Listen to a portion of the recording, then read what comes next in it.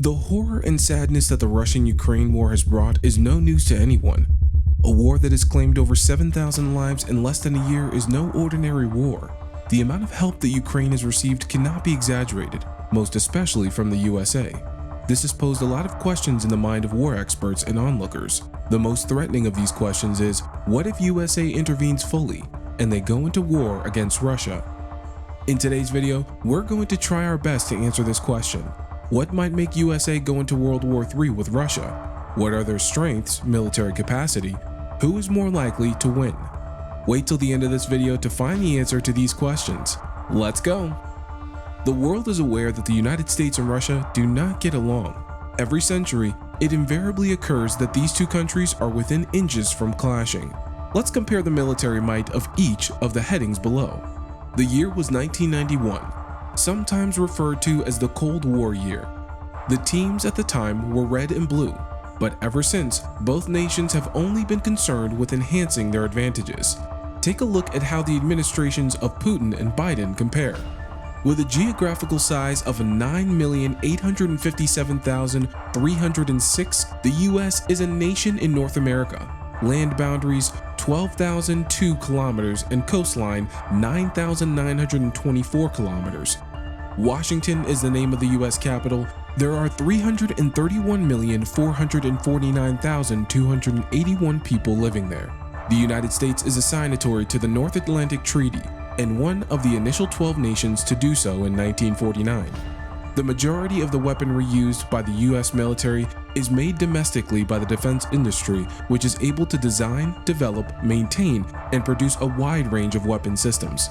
The top exporter of weapons worldwide is the United States. Russia is a nation in North Asia with a border on the Arctic Ocean that is 17,098,242 land boundaries, 22,407 kilometers, and coastline 37,653 kilometers.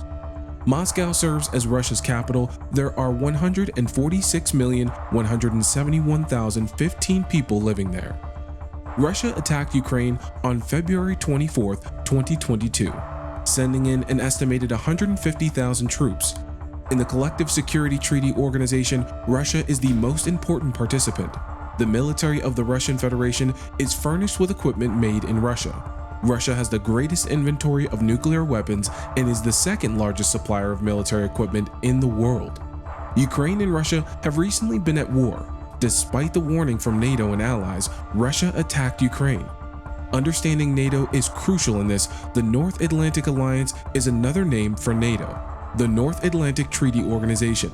Between 28 European and 2 North American nations, it is an international military alliance. There are around 900,000 military troops in Russia. Since it invaded Ukraine, there have been some 200,000 of them on duty along the border. Russia's military power has been demonstrated by the ongoing conflict. The Russian Navy has 74 vessels, 51 submarines, and around 6,000 pieces of artillery. The Russian military also has access to 13,300 tanks and over 20,000 armored battle vehicles. The Russian Air Force is made up of more than 1,300 aircraft and 500 helicopters. Russia is equipped with more than 500 long-range missile launchers. These rockets go faster than Mach 5, and the Kh-47M2 Kinzhal air-launched ballistic missile may reach speeds of up to 7,600 miles per hour, or Mach 10. 2020 defense budget: Russia $62.2 billion, US $715 billion. Active personnel: 900,000 in Russia, 1,395,350 in the US. Reserve personnel: 843,450 in the US and 2 million in Russia. Russia has 339 and the US has 400 intercontinental ballistic missile (ICBM) launchers. Russia has 1,172 combat-capable aircraft, whereas the US has 1,574. Russia has 76 bombers, whereas the US has 66. Attack helicopters: 399 plus in Russia, 740 in the US. Uninhabited aerial vehicles: 416 in the US, several in Russia, under 50. Infantry fighting vehicles: 5,180 in Russia, 2,931 in the US. Main battle tanks, 2,927 in Russia, 2,645 in the US. US 5,123 artillery, Russia 4,894 plus. Russia has 11 nuclear-powered ballistic missile submarines. The United States has 14. Russia has 38 attack guide missile submarines, whereas the US has 51. Russia 1 American, 11 aircraft carriers, frigates, destroyers, and cruisers. Russia 31, United States 113. Amphibious ships, 49 in Russia, 31 in the US. The first nation in the world to develop and employ nuclear weaponry for military purposes. Everything began with the Manhattan Project, a piece of work whose primary objective was to create the first nuclear weapon. The first nation to use such a potent weapon was America. The Manhattan Project began in 1941, which is when everything began. The United States overtook other nations in terms of nuclear weapon possession after the Second World War, and this dominance lasted roughly until the 1980s. Remembering that the United States is the only country to have ever deployed a nuclear bomb in a military combat is also important. Americans had over 30,000 warheads in storage as of 1960. However, it is important to remember that over the whole so-called Cold War, the United States was able to produce about 70,000 nuclear warheads, which is more than all other nuclear-armed nations combined. The USA carried out 1,054 atomic bomb tests, starting with the first one in 1945 and continuing up to the present. Nevertheless, the current total has decreased to 6,500 warheads as a result of enforced limitations on the number of warheads one state may possess. The fact that the United States only deployed 1,600 of them is also noteworthy. The second most significant state in terms of producing, manufacturing, and storing nuclear weapons. The first nuclear test performed by the Soviet Union at the time took place only in 1949. Despite the fact that the Russians eventually caught up to the Americans, the Western powers were still extremely shocked since they had assumed that Russia wouldn't be able to produce nuclear bombs until 1953 or 1954. The nation in question began to aggressively expand the number of warheads it had after the initial test. They were the dominant power in terms of the overall number of stockpiled warheads by the end of the 1980s. It included around 40,000 warheads.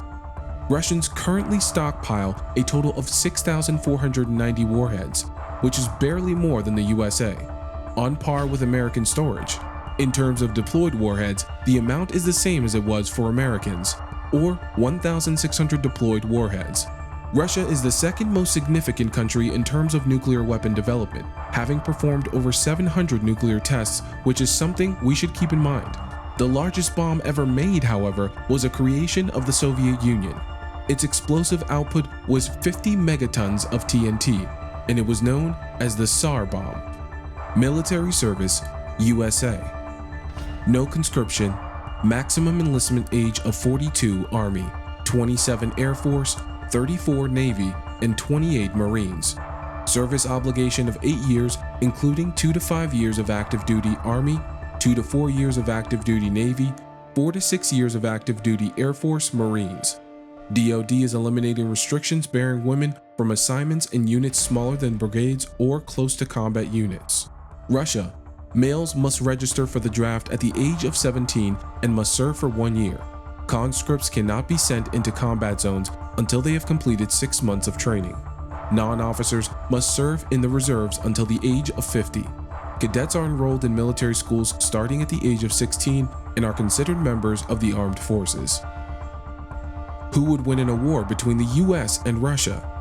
It is unlikely that such a conflict would occur. The cost of such an operation is far too high for Russia or the US to engage in. The Russians could, allegedly, invade Ukraine or the Baltic states. This is very unlikely since Russia receives much better revenues from these states as energy clients than it would internal states needing subsidies. Nor is it likely that the Russo-American cyber war would spill over into hot military encounters. However, for the sake of the question, let us assume a conflict arises. It occurs over the Baltic states and involves a Russian invasion for the purpose of occupation and annexation. Again, not a very likely scenario, but a workable one for the purpose of addressing the question. The first order of business for this question is to clarify what one means by winning. In the narrowest sense, one wins a war by preventing an opponent from achieving objectives against one's adversary. Example, if Russia attacks the Baltic states, NATO wins if it can prevent Russia from occupying these countries. In the wildest scale, one wins by eliminating the capacity of one's opponent to wage war altogether.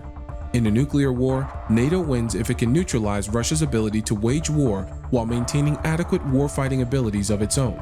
Both sides would working for a narrow win and want to avoid escalation. In a war over the Baltics, the US would be joined by NATO. Even so, some factors are equal, while others are not. NATO could generally match Russia's rate of mobilization, for example. Russia is unlikely to be able to maintain air superiority for long. The winner is the side that can mobilize its strengths most effectively and avoid making costly mistakes. An engagement in the Baltic is very unlikely. It would be very costly, creating large casualty lists on both sides, especially among Baltic state civilians. Moscow is aware of the cost versus benefit of war and knows that the majority population in the Baltic states is anti-Russian. They could not hold them as the Soviet Union attempted. It's highly unlikely they could hold them now in cost-effective manner.